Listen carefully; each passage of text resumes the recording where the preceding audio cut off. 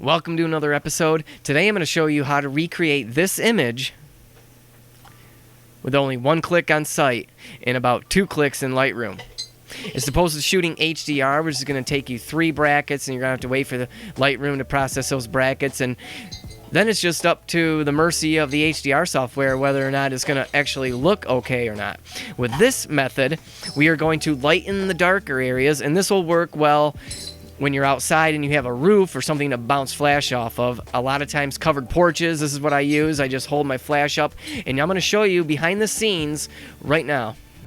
Okay, so instead of doing a bracketed HDR image, notice the sky is really bright, but underneath this overhang is really dark. I mean, you could try doing brackets and just hope and pray that it turns out okay. Because remember, this is what I believe, HDR, you don't have hardly any control. So I am going to show you my method. And this is one image. Take your 8200 full power. And that's why I like having the flip out screen. Make sure you're not clipping those clouds. Hold this up here like this and fire a shot. Okay, that was on site. All I did was hold my 8200 up with my camera in the other hand, and I took a flash pop. So let's get into Lightroom right now. I'm going to show you how fast this process is and how much this is going to save you time and make your images look better overall. So let's get into it. All right, so here we are in Lightroom. Right here we have the standard image. This is the one that, now this light leak right here is actually from the sun was shooting over here, and it was probably reflecting off the house and coming in this way.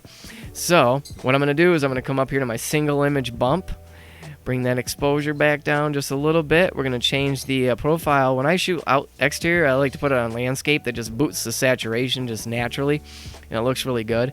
And we could drop the blacks a little bit. Look at that. We're already done. Moving on to the next shot.